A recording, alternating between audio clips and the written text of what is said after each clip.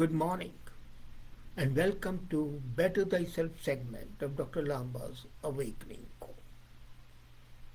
We are a curious race. Man is a social animal and man is very individualistic. And when I say man, I mean women as well, human beings, this tribe of human beings. They are very social and very individualistic. And the result, difference of opinion. Fine. And we all say we should have a difference of opinion and let's disagree but not be disagreeable. And it never happens. People have the audacity to think differently than I do. This is the feeling that you have. I think this way. Whether it's gender identity, whether it's environment, global warming, politics, guns, or gluten, name it. Anything can be a cause of discussion and then discussion degenerating into acrimony. Busy topics are great for family dinners. They are great for water cooler chit chat, for neighborly how do you do. Yes, they are perfect conversation starters if you want to discover how differently other people see the world. But not just the other guy down the street, but also your dear and near ones, the people you love, you cherish, you admire. And while you thought for sure were seeing things your way, they don't see the things your way. The children disagree with the parents disagree with the children, spouses disagree, absolutely. And few things have brought us into greater unexpected conflict with those we love than the question of a simple thing like vaccination. We live in a time that privileged individuals consider freedom of thought, freedom of action, and choice to be the fundamental rights. But we refuse to give these rights to the others, especially to our loved ones. Great. But when just as you are biting down on a buttery toast, you are handed over, somebody says something and that sets the ball rolling and your blood pressure starts going up. The question is, how do you see the world? Do you see the world the other people do? Are the other people do see the world the way you do? And when you uncover someone's belief that, for example, you should all wear clown costumes to work and only muffin for lunch, you wonder what's going on. Whenever someone operates differently, then we think they should. What happens? A feeling of alienation, a feeling of distance. And that chasm, that divide keeps on widening. If someone is close to us, we know we for sure. It may not feel like the invasion of body snatchers, but we pause. We are reminded of the reality that we have our own views and opinions, and we should agree to disagree. But agree to disagree is a violation of my ego. So what do I do? Now, is it possible to live together? The art of war suggests that if you are really interested in working with conflict, you have to allow yourself to tolerate a range of unfamiliar and uncomfortable sensations. Your wife may be loving classical music and you don't like it, but then you have got to adjust. She may not like the volume of your film music, so you have to lower the volume. So opinions can be wrong, but they are not unsurmountable. So how to do it? Simple. You should learn when to agree to disagree. I'm not saying trust your personality, but if you're aware of when to agree to disagree is important. Allowing for unfamiliar feelings doesn't mean caving into another view. It means noticing that your back has gone up and still deciding to stick around for a while and see what is what. Reducing the conflict, the confusion, and harm that can be done from conflict makes life much easier and much more enjoyable. You diminish conflict when you can find anything at all to align with. Say you are having a difference of opinion with your spouse. And you can say, well, okay, there we can differ, but both of us love our kids. You love the kids, and so do I. You care about the freedom of choice, and so do I. So, these are the things we agree as well. Maybe you both like monster truck rallies. Both of you like a night out after a week. Both of you want to watch a movie. It's an identical movie. So common ground has to be found, and finding common ground can take you beyond suspicion, beyond hostility, and increase emotional engagement. If it rankles you to contemplate giving space to somebody else whom you think to be an idiot, mental bankrupt, or be quite radical, be courageous and ask yourself what evidence you are using to shun or disrespect the other person. Is there a cogent reason, or is it just your prejudice? And mind you, human relations are much more important than your prejudices and your likings. Nature points out the value of biodiversity to keep things thriving. So, if in nature you find opposing things living together, why not you and your loved ones? By allowing the biodiversity what you are supposed to have a choice, you are offering space for what you may not agree with, but still advance the greater good. And that's what's required. When you feel fired up and passionate, right, it can be hard to understand why you need to hold space for contrary views. But then that's the time when you need to ask yourself what happens most. Is your relationship important, or is this one matter on which you are disagreeing important? And if it matters to you to live in a less hostile and divisive environment, you have to open up to what you might not understand and never agree with. And you would find that once you take one step, the other person is let you take 5 steps. So you can always be kind and friendly, even when you would prefer not to be kind, and you will prefer not to be friendly. So I came across a thought. This had been brewing up in my mind. And there's a mindful practice. I call it O.P.E.N. Open up.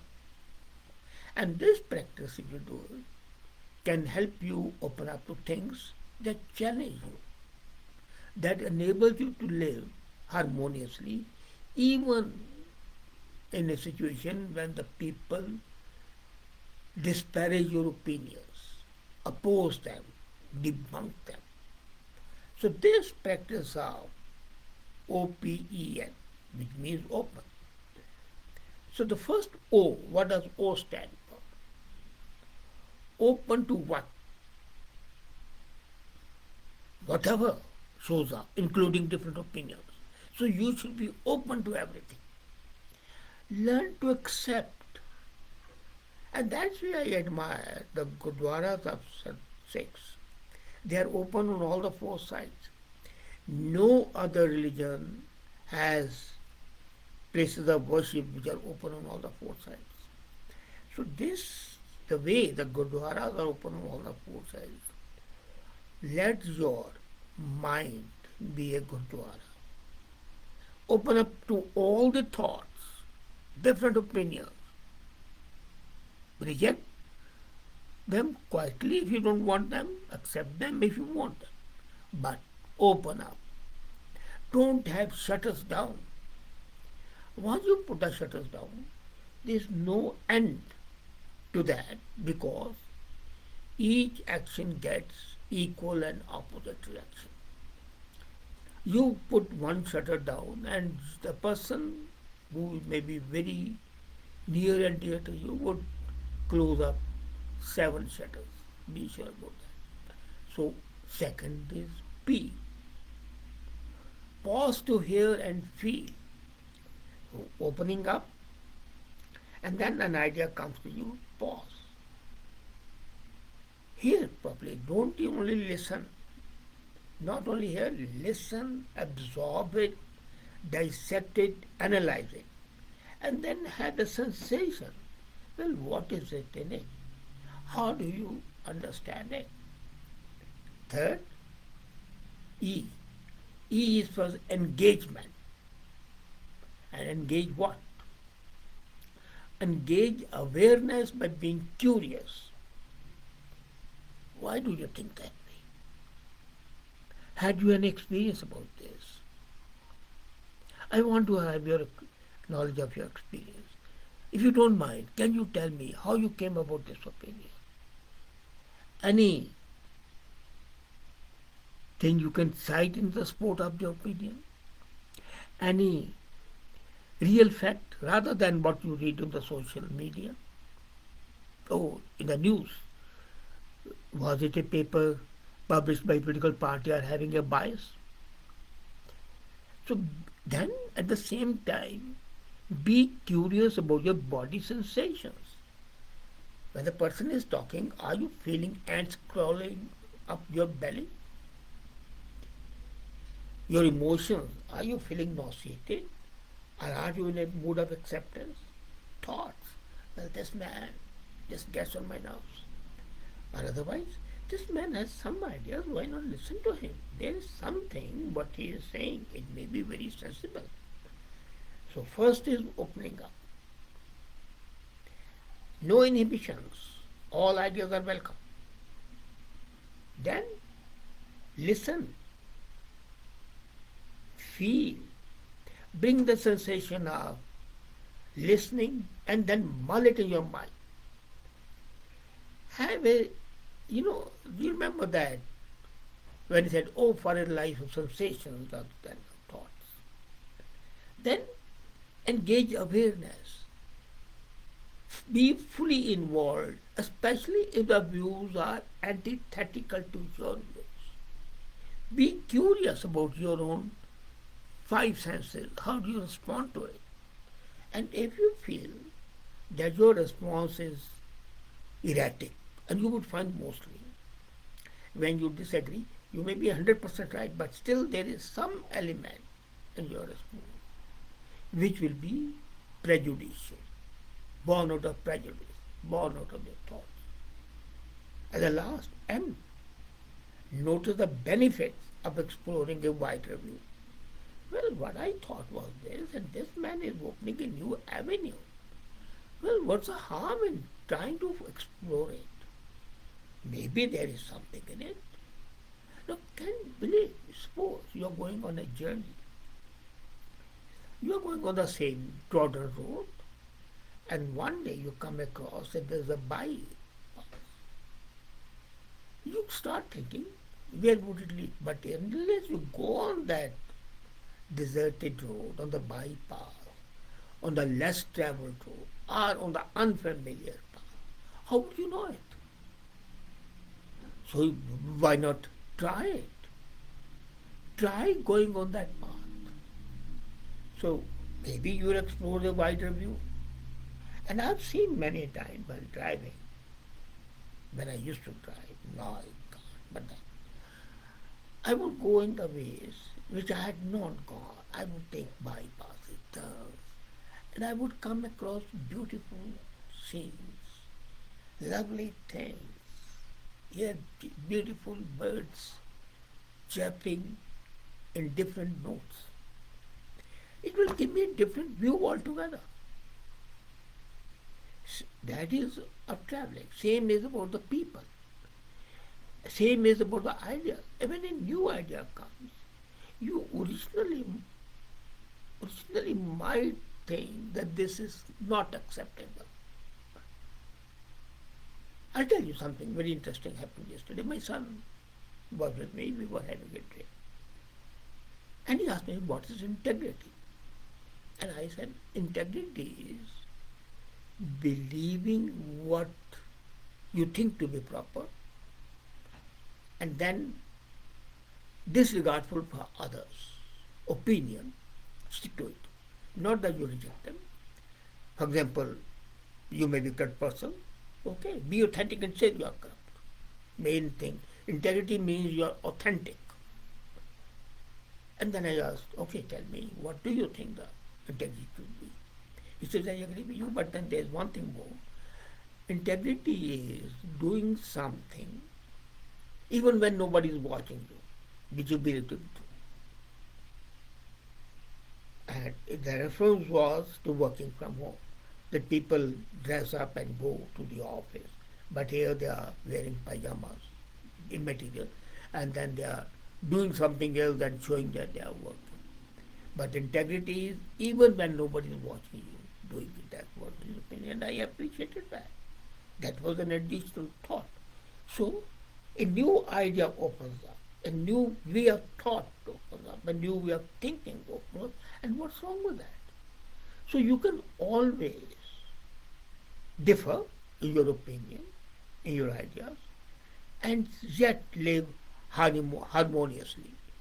And then you would find, if you adopt this concept of open, you would find life would be much more enjoyable, and you will have less pinpricks simply because somebody's different opinion is there, your viewpoint is different.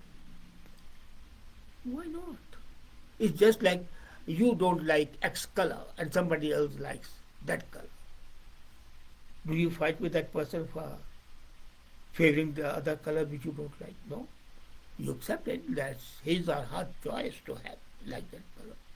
You like one flower, somebody else likes the second flower. So it's a variety of opinions. And when they come together, they have a nice, it's like a garden with a many-hued flowers. So make a life, a garden with different smelling flowers, with different looking flowers, and you would find life to be much better, enjoyable, happier. And that's what you want to be. Thank you.